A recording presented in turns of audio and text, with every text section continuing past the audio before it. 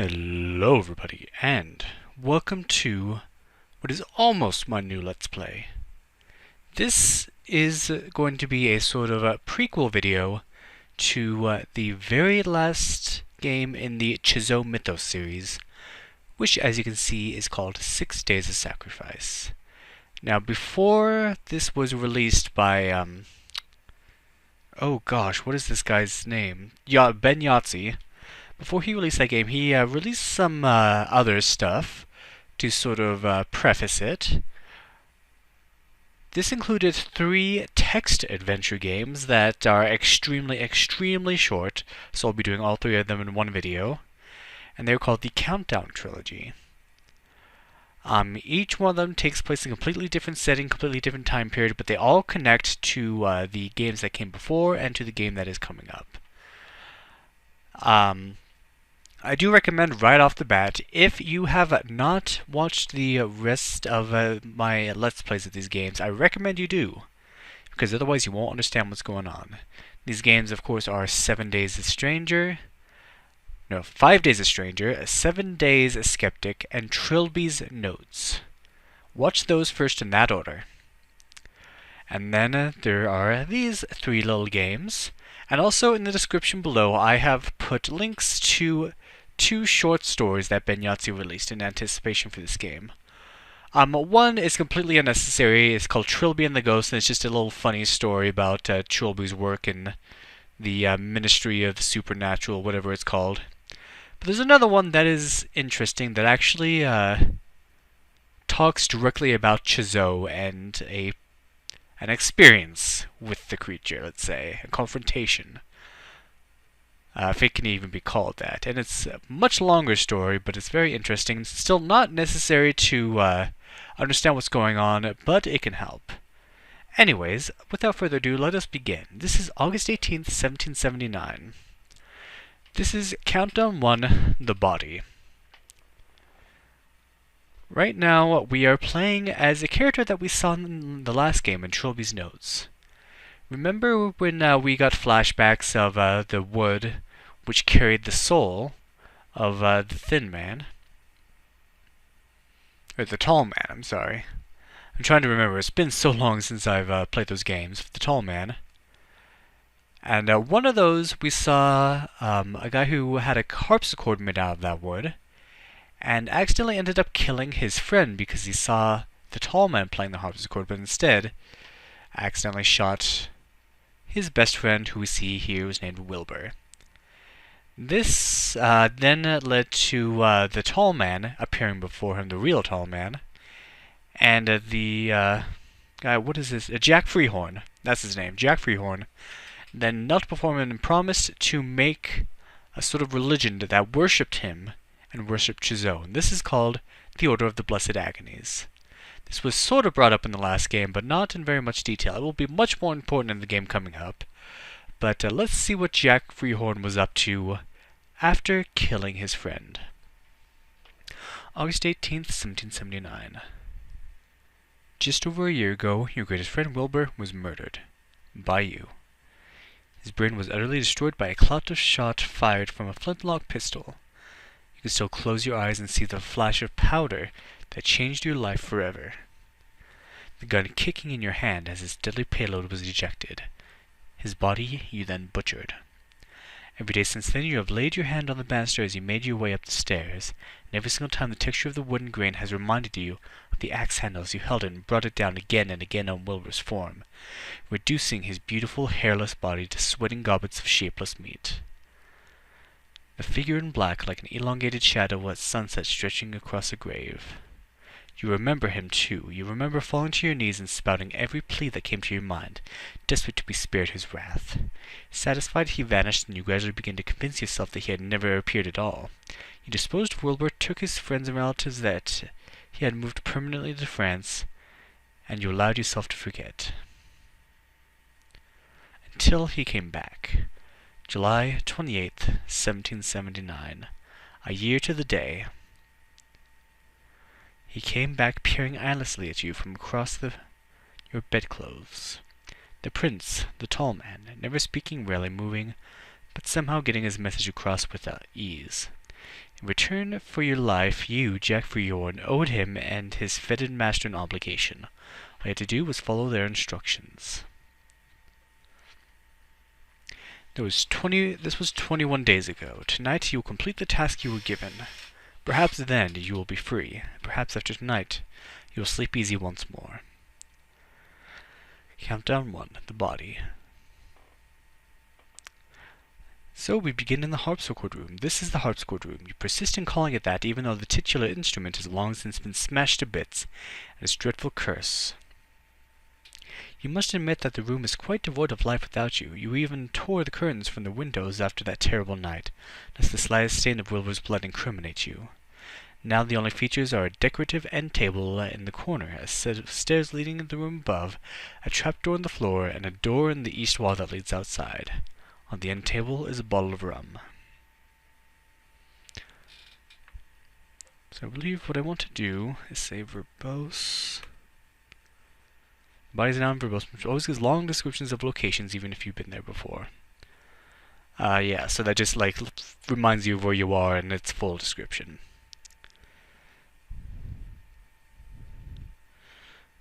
So we want to look at something, we'll say X table. See nothing special about the end table. So you can say look at table or just X. For some reason that works. X. A cheap rum favored by sailors. Wilbur would have been horrified by how much of it you have been drinking lately, but it's the only thing that keeps you going. Take rum. Taken. A window. Oh, whoops.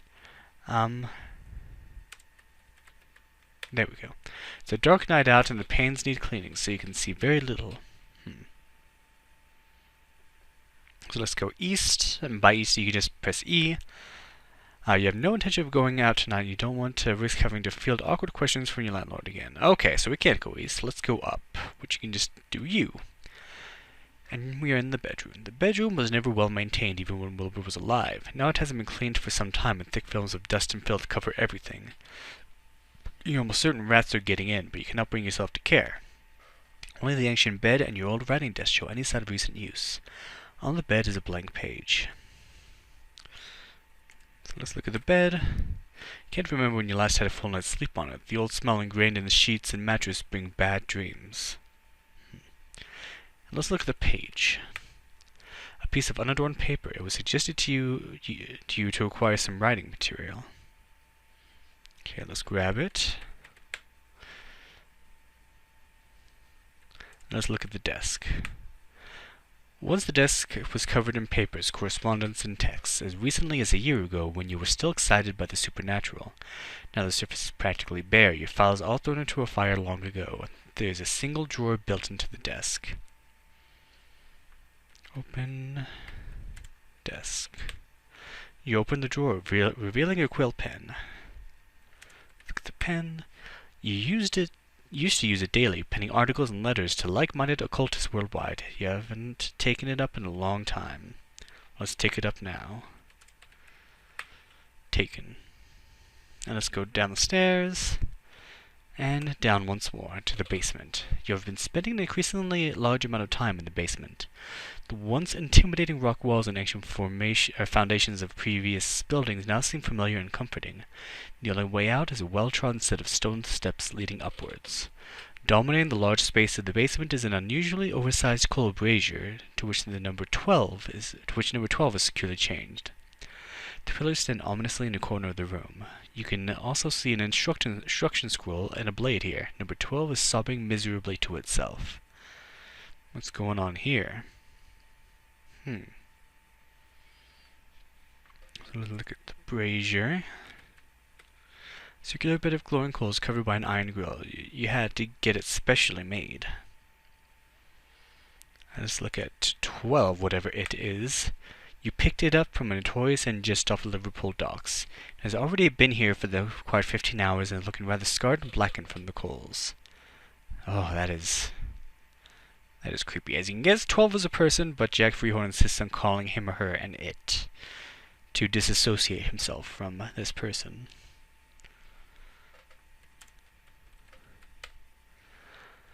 The pillar appeared from nowhere the morning after your meeting with the prince 21 days ago. It is an imperfect cylinder, slightly wider at the bottom than at the top, made solidly from some kind of dark reflective metal you have been unable to identify.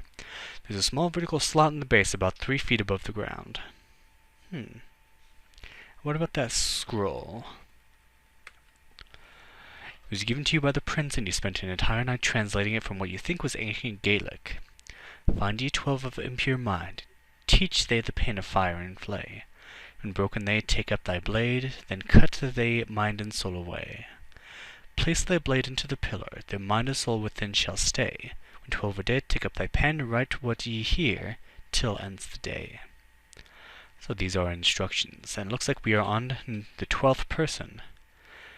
Once they have been tortured enough, we kill them.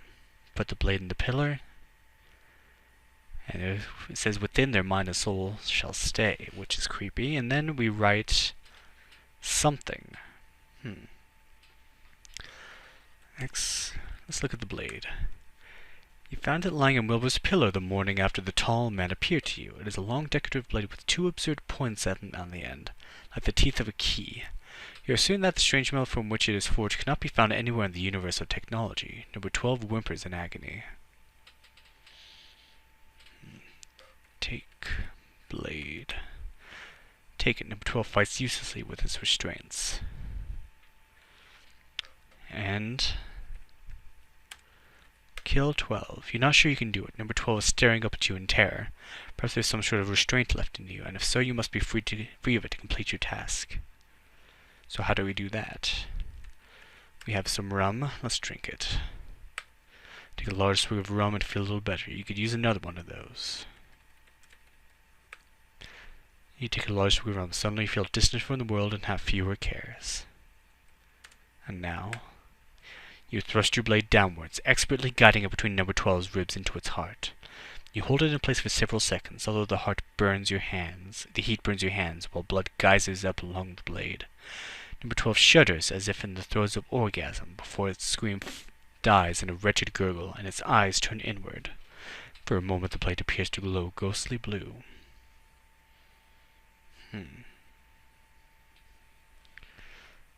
Put blade in the slot which is in the pillar.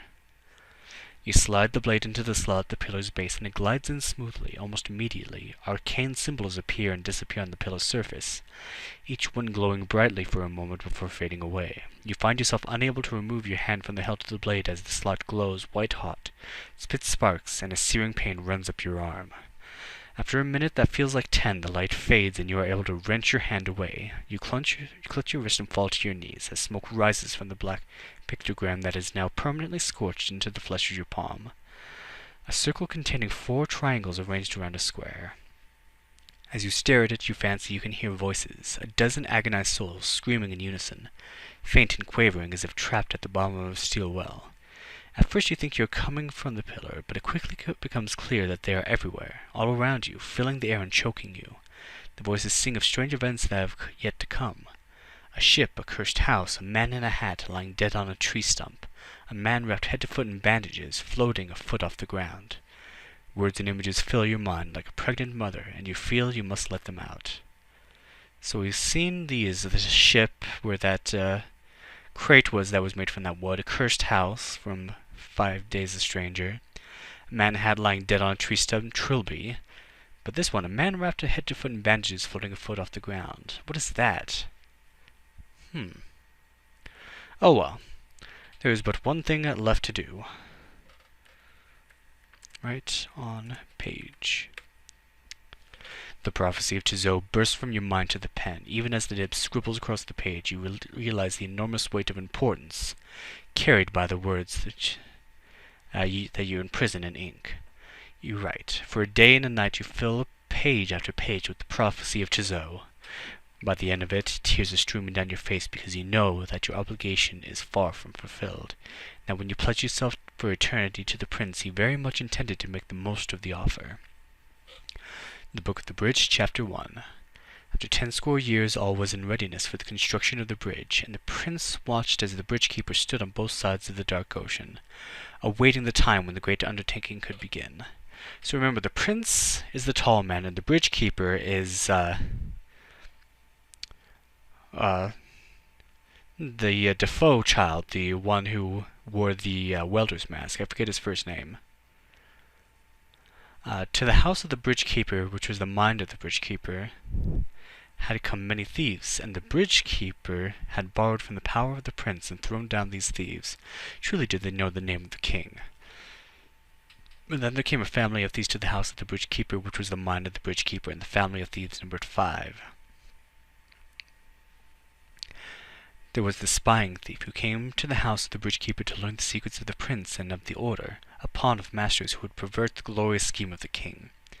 There was the covetous thief, who came to the house of the bridge keeper for wealth, who cared little for the blackness of his soul. There was the thief wife, who came to the house of the bridge keeper to corrupt the bridge keeper with her whorish ways, to travel the land of technology, spreading secrets of the prince and of the order, a pawn of masters who would pervert the glorious scheme of the king. Oh, wait a minute. There was the thief wife, sorry, who came to the house of the bridge keeper to corrupt the bridge keeper with her whorish ways, and to travel the land of technology, spreading stories and lies of what she found. So that is, of course I'm forgetting names. She was the blonde reporter that was in there, who was found dead at the beginning of Trilby's notes. The covetous thief, I believe, is Trilby. And the other one is the young boy who came in on a dare from those kids.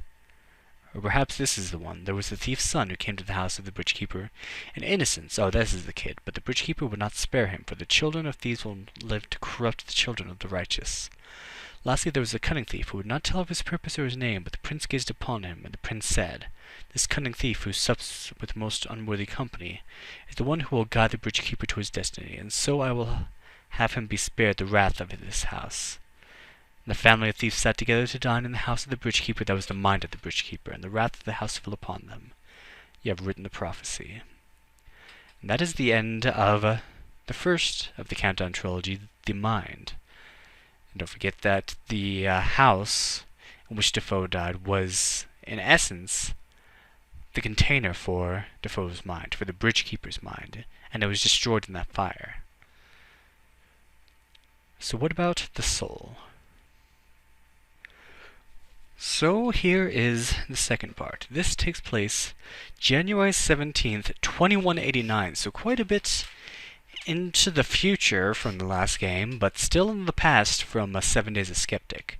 This is important to note, that this is taking place between 5 Days a Stranger and Trilogy's Notes and 7 Days a Skeptic. You joined a fad religion because you needed direction in your life and needed something to do with your free time. You were so engrossed in attending prayer meetings and other organized events that you didn't notice eyes watching you from the shadows. And then they introduced you to the true organization behind the faith, the so-called Order of the Blessed Agonies. And that was even better. You had always regarded pain with subdued fascination, even from childhood, testing the very limits of your endurance. And as for purification, you certainly felt you needed that. The initiation was almost complete. You were sore and bleeding from the purification of your body, and you were still dizzy and spaced out from the purification of the mind. Next, they had said, came the soul, the aspect that can only be purified once. The deletion of something close to you, something upon which you relied upon emotionally. You were brought to a featureless white chamber deep within headquarters, and there he was. "Don't worry," they had said. "We make it easy for you." Then they handed you a gun. Countdown to the soul. In the assessment chamber, you are in an utterly featureless white room.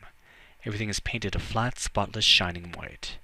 The fluorescent ceiling lights merge seamlessly with the paintwork, brightly illuminating the room. You can't even see where the door was, so utterly flawless is the constant white. Your boyfriend Jason is here, gagged and lashed to a chair. And you can probably see where this is leading. So let's once again do verbose. And what's in our inventory? You are carrying a gun. So you press I, do inventory. These are like just the basic rules of text adventures. I've done all the Zork games and they're always fun. I may do them on this channel sometime, if I can find an exciting way to do them. Let's look at the gun. A fully loaded high-caliber automatic pistol. It feels heavy and ugly. Let's look at Jason. Before you found the Order of Blessed Agonies, Jason was the greatest thing that ever happened to you. He was, still is, you suppose, smart, handsome, and tolerant of your eccentricities. They don't appear to have used much force in capturing him, since the body appears without blemish and unharmed. He is tied to the chair, and is staring at you calmly, perhaps assuming by your presence this is just a joke or sexual adventure. So, we can give him a kiss, I think. You plant your lips against his forehead for a second. He frowns at you, seeing the sorrow in your eyes. But there's one thing we have to do. Kill Jason. The gun coughs and jumps in your hand. The featureless whiteness of the room is splattered with red. Jason's head hangs forward. Initiates are coming to the room now to congratulate and welcome you, but their voices are faint beneath the sound of the blood roaring in your ears. That was 2 weeks ago, and you have not slept comfortably since. The memory of murdering your lover comes back to you in your nightmares again and again.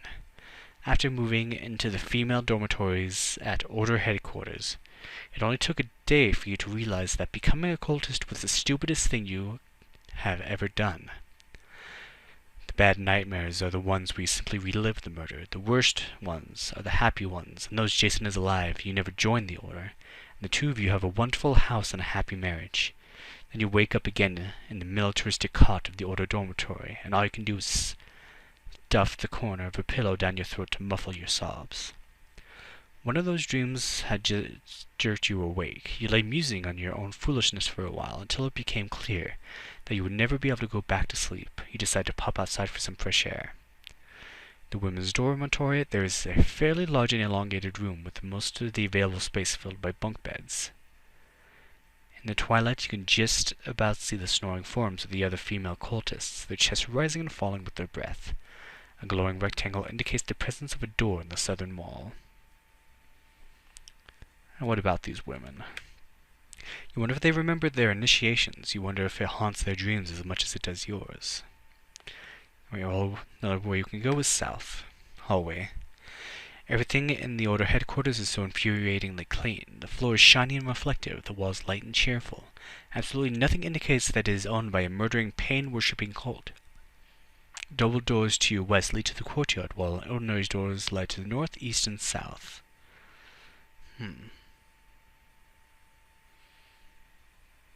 We go east. Door leads to the men's dormitory. You are not permitted there. Ah, shucks. Let's go west. Courtyard. This is the open-air garden provided as an area for meeting and relaxation. Benches and picnic tables provided, deliberately positioned under the boughs of beautifully maintained trees. A row of flower beds runs the length of this enclosure, blooming with roses so deeply red that you wonder stupidly if Jason's blood was used to water them. An unfamiliar stranger is standing in the center of the courtyard, with his back to you.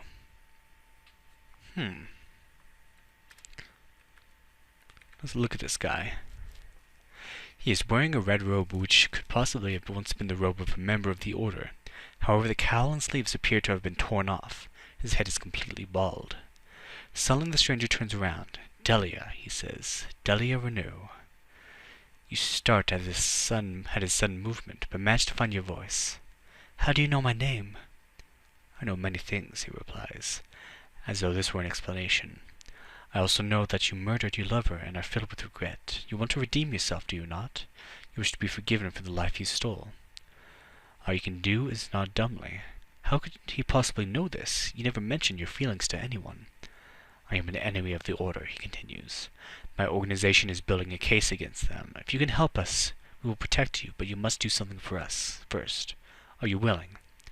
"Yes," you say, but there doesn't seem to be any point in resisting. Somewhere in the basement of this facility, a special knife is being kept. Freehorn's blade. An artifact the cultists hold in very high regard. I want you to steal it from me, then bring it to me here. Once this task is complete, you will be taken to a safe house. Is everything clear? There is something about his voice and the way his eyes flash as he speaks. Somehow you know that even had you been a loyal member of the cult, you would still find yourself acceding to his demands. "Yes." Then return here when you have the blade. With that, he vanishes. Later, you cannot remember if he left area by foot, or simply disappeared into thin air.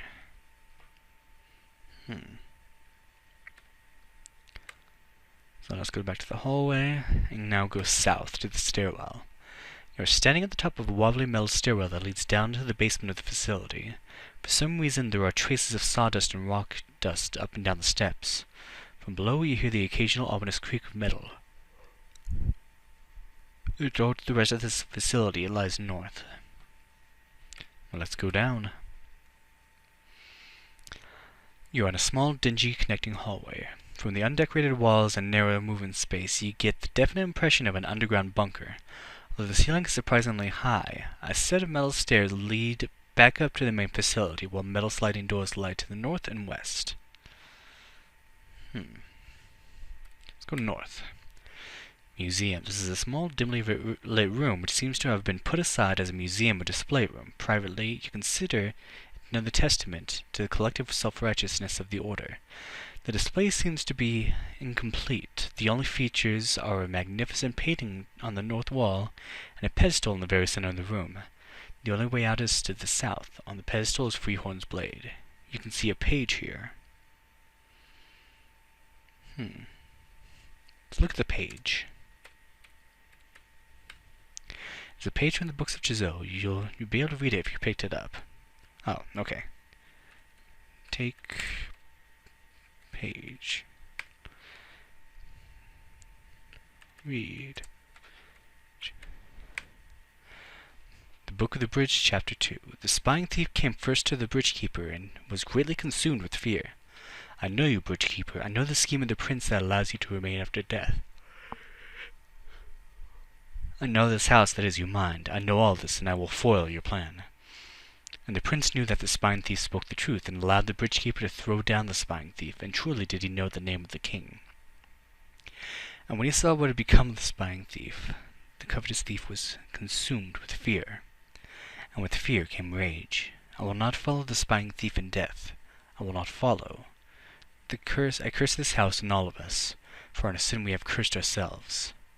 But the cunning thief was steadfast, and he ignored the ravings of the covetous thief, to continue his debauchery with the thief-wife and the thief's son. And the prince said, I will not allow the cunning thief to disregard the message of the king. His importance is far too great to allow to slip away, or be corrupted in the foulness of his fellows, so I will make an example of him. Interesting. So this seems to be the story of 5 Days a Stranger. You see nothing special about the pedestal. Good to know.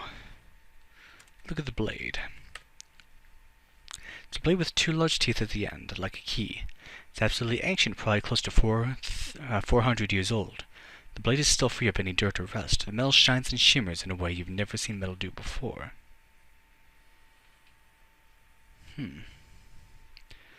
Take blade. You stop yourself just in time. Judging by the way the top of the pedestal wobbled as you moved the knife, there's some kind of security mechanism, probably a weighted stone. Okay. So we're going to have to do something about that. Look at the painting. It depicts the prince, an incredibly tall man in black you have seen in other pieces of Order artwork. He is holding out his arms and standing behind 3 men. On the left, a youngish man dressed as an 18th century fop. In the center, a dark-haired man in a hat wearing turn-of-the-millennium garb. And on the right, a figure you recognize as Garriott, the current administrator of the Order. So we have Jack Freehorn on the left, this Garriott person on the right, and I'm going to guess that's Trilby in the middle. But why? Anyway, we need to go back. Let's go to the security room. You're in a room painted a dark gray that seems to have been set aside for security and maintenance. In the corner is a compact monitoring computer with several screens, the sort of things used to operate security cameras. There's also a fuse box nearby, mounted to the north wall. Doors lie east and west. In the corner of the room is a sealed steel barrel. Take a look around. It doesn't appear to have been wired up and activated yet. This area still must be under construction.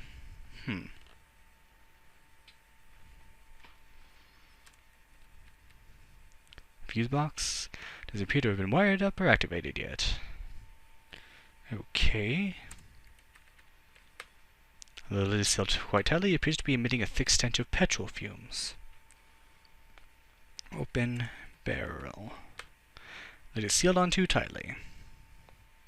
Take barrel. You're not strong enough to move it. It'll probably take someone above average fitness to do that. Okay, so nothing to do here. Southeastern main corridor. You're in a broad hallway. Judging by the way it curves, it probably forms a complete circle, although the way north is blocked by construction barriers. The decor here is less like a bunker and more like some kind of high-tech laboratory, with lots of stainless steel and plastics incorporated into the building material. There are doors running along the exterior wall leading south and east, while the corridor continues west. Let's go south. That door refuses to open. The security lock here must already be installed. Okay, let's go west. Southwestern main corridor.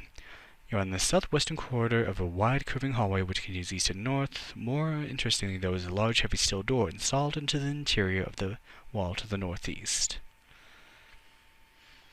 Let's check the door out. It is very large and very heavy and presumably opens like a garage door from the bottom. A small notice in the middle absolutely forbids entry. You fancy you can hear a strange noise on the edge of hearing, like a groan, but you can't tell if it's the good of metal under stress or of living creatures. Let's open the door. The door is extremely heavy and there doesn't seem to be any visible opening mechanism. So nothing we can do here. Let's see, northeastern hallway. The hallway comes to an end here with more construction barriers blocking the way north and northeast. They do, however, leave enough room to squeeze through an open doorway to the northwest. Okay, let's go. Empty room. This room is clearly still under construction as the walls and floor are still undecorated. Concrete. Exposed wiring dangles from the ceiling, and a stack of ceiling panels in the corner await proper placement. Open doorways lead southeast and northwest. Look at the wiring.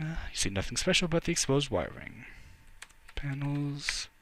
Nothing special about the panels. Northwest. This room is obviously unfinished, but seems to already be being used by the construction crew as a kitchen. Dusty counters here and a non-functioning refrigerator. A dining table is arranged skew in the corner, and judging by the rim marks, has clearly been used for tea breaks. The other door is to the southeast. On the counter is a bread knife. See nothing special about the counter. Okay. The plug sockets aren't wired up yet, so it isn't plugged in. It's tall and broad, the kind used for a kitchen in a small restaurant. Okay, really nothing else to do here. Let's open fridge. Nothing there. Okay. Look at the knife. It's a perfectly ordinary kitchen bread knife, obviously recently bought but worn by excessive use. Take knife. Perhaps we could use this to replace the other knife. So let's backtrack. Southeast, southeast, south, east, east, east, north. Okay, so let's try this. Put knife on pedestal. Take blade. We have Freehorn's blade. Let's go south, up, north, and west. As you step into the center of the courtyard, you hear a familiar voice directly behind you. You have done well, says the man in red. You spin around, mesmerized again by his extraordinary presence. Give me the blade. You nod and hand over the sacred artifact. The stranger holds it in his left hand, feeling the weight before reaching into his robe and producing a second identical blade. Merely trying to look at both blades at the same time causes your eyelids to flicker involuntarily.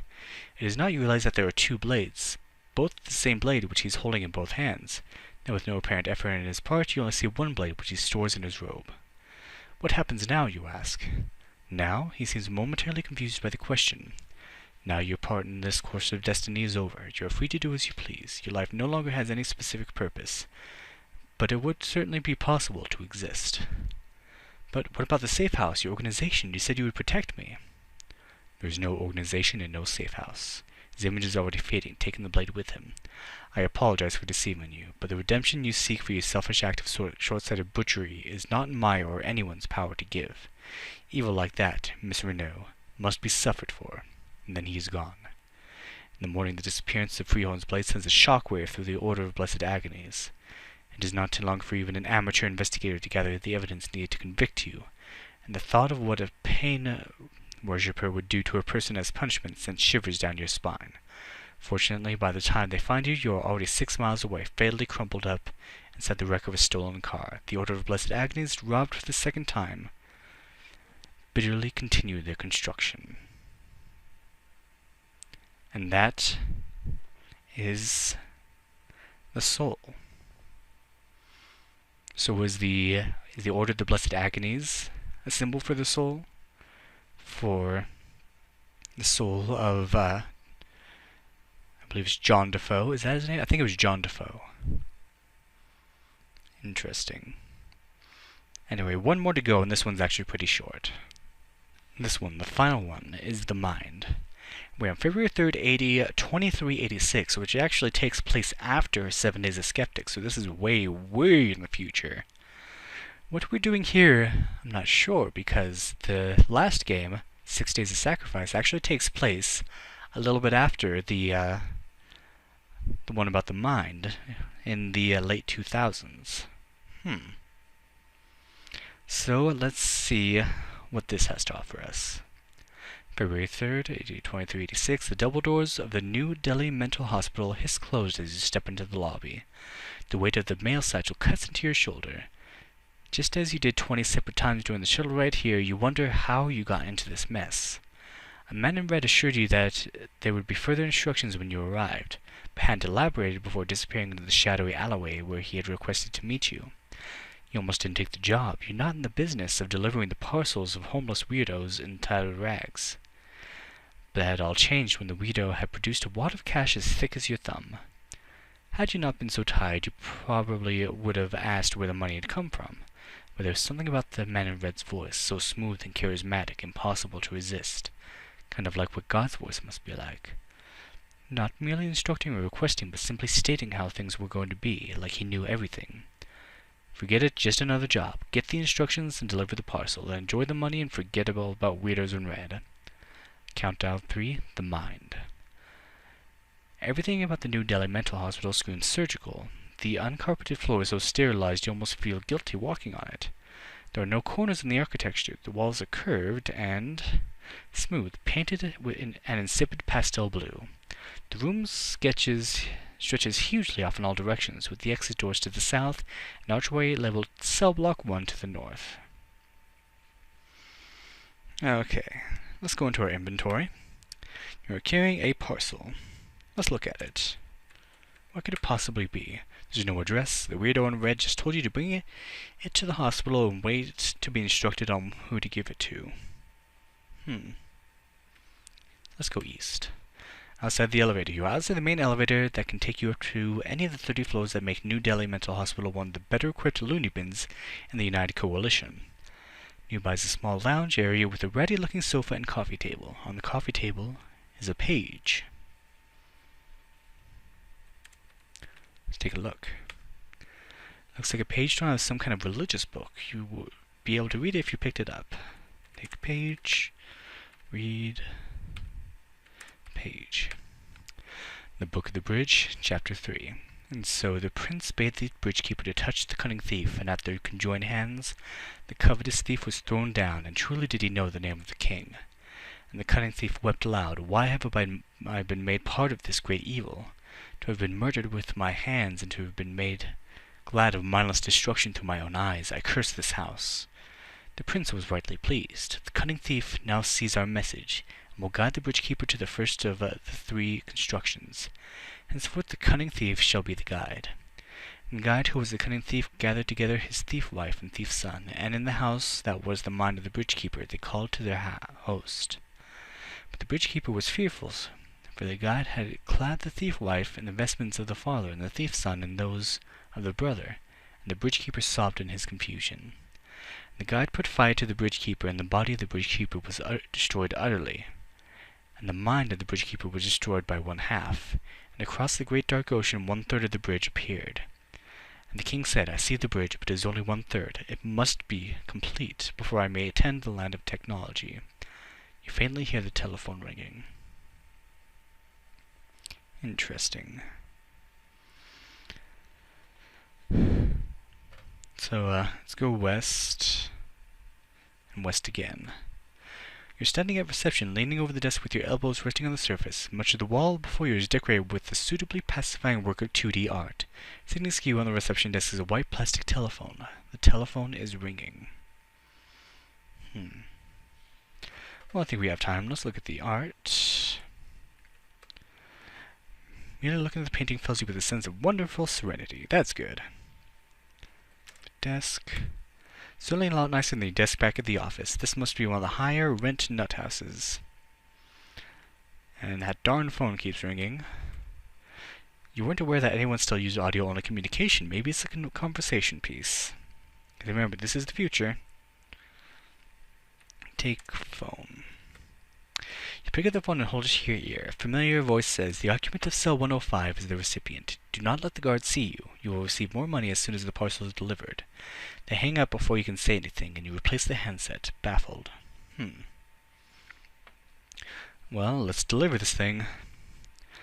You're in an unfurnished north-south corridor. There's a sign on one of the walls. Let's take a look at that sign. It has 2 arrows. The one pointing south is marked lobby, and the one pointing north says cell block 1. Okay. Let's go north. You're standing outside the hugely thick and armored cell door to a cell marked cell 101. The corridor continues east and south. There is a dropper built into the cell door. A learned-looking type is here, flanked by a small entourage of youths. Toby, one of the guards, is patrolling here. The doctor seems to be giving a tour of the cell block to his apprentices and is giving a detailed description of the occupant of cell 101.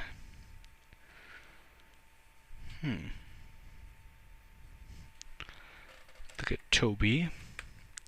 The guard is smartly dressed in a blue and black uniform with peaked cap and watches you suspiciously. We just can't seem to convince him that he isn't covered in crawling insects, says the doctor. We have to constantly keep his fingernails cut in case he scratches himself severely. And that's one of the least popular jobs among the orderlies, I can tell you. The youths titter fondly. Let's look at that doctor. Okay, look, they corrected me. That's smart of it. The doctor is a stout, jolly-looking man, but not the sort of person you'd expect to work in such a fevered, lunatic place.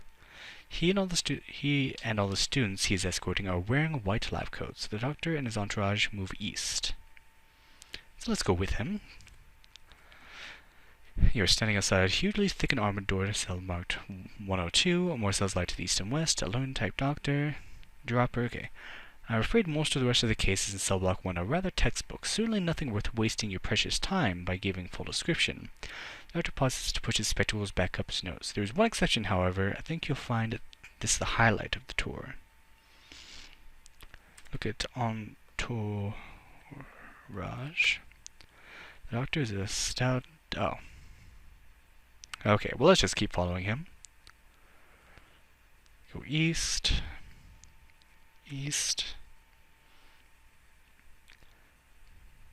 Okay, and then, the doctor and his entourage move east. Good morning, Lionel, said the doctor courteously as he passes the cell door without stopping.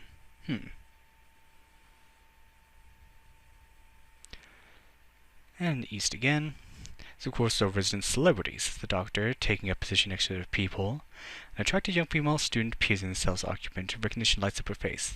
The Mephistopheles killer? Hey, wait a second. Mephistopheles was the ship that we were on in 7 Days a Skeptic. So the Mephistopheles killer... Well, we know who that is. I just can't remember the name. Interesting. Let's take a look at Clive. The guard is smartly dressed in blue and black. He watches you suspiciously. Same thing, okay. Yes, you remember it was all over the news. Last year, the EFS Mephistopheles was relaunched with a skeleton crew of 6. The appointed ship's counselor was one Dr. Jonathan Somerset. That was his name. Well, Not really, and he reported for duty punctually and on schedule. The youths draw near like children gathering around Nanny for story time. What about that peephole? There's something inexplicably different about the occupant of cell 105. Despite his shaggy, unkempt hair, he does not appear to in any way traditionally insane or dangerous. All he does is sit and stare into space, his expression fixed into one of total despondency. A slightly perverse smile flashes on the doctor's face. Unfortunately, shortly after the launch, it was discovered that the real Dr. Jonathan Somerset was dead, pushed down a flight of stairs, presumably by the impostor who had taken his place. Off-world security was dispatched to intercept the Mephistopheles. And let's look at that dropper on his cell. A simple device for transporting food and small items to the prisoner. All you have to do is put something in it and push it closed, like the parcel. Its last recorded communication was an SOS distress call to the EFS Charisma. By the time off-world security arrived, this man had slaughtered the entire crew. He glances at the sullen prisoner and shakes his head sadly. And if you want to wait and do nothing but just pass the turn, you can press Z. And that's what we want to do because we want to hear the entire story. So, who is he? Asked the lancy, bespectacled youth. His name is Malcolm Somerset, replies the doctor, the only son of Dr. Jonathan Somerset. He was a student of psychology at Ganymede University, wanting to follow his father's footsteps, but he failed the final examination and dropped out. Now, I don't think this is something they ever actually told you, that, this wasn't just some random guy who took Jonathan Somerset's place. This was Jonathan Somerset's son, Malcolm.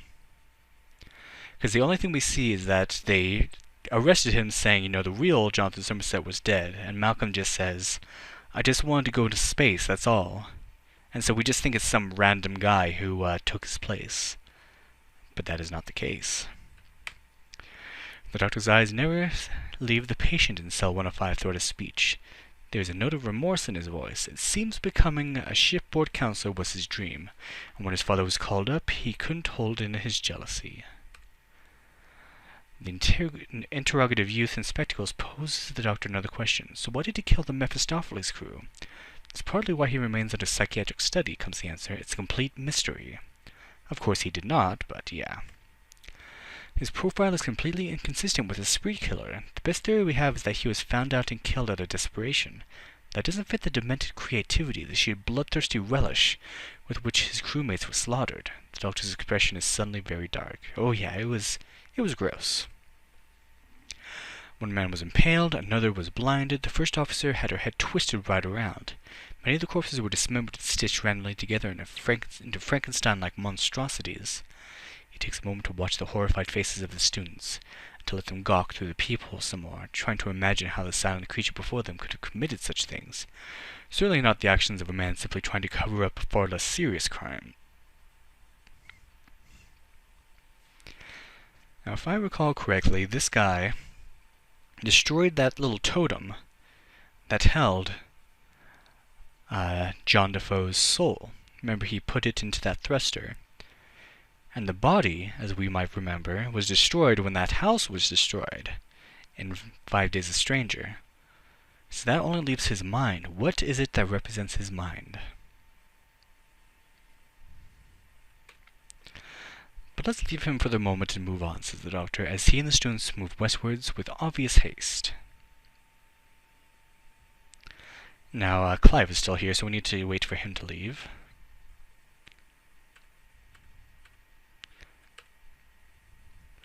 Let's see, is Clive still here, actually? Oh, wait, X. Clive. There we go, finally. And without further ado, you place the parcel in the dropper while no one is looking and slam it shut. Feeling an enormous sense of accomplishment and relief, you exit the cell block and swiftly leave the asylum by the front door. After collecting your fee, you live out the rest of your life in varying degrees of happiness and contentment. Occasionally, the strange man in red and the contents of the mysterious parcel will come back to haunt your curiosity. But this is nothing that cannot be swiftly dismissed. You will never know the significance of the role you played in the machinations of destiny. But will we? Like I said, the next game we're playing takes place in the past, compared to this, in like around 2086, I think it was. Whereas this takes place in like 2300s. So how can that be connected, possibly?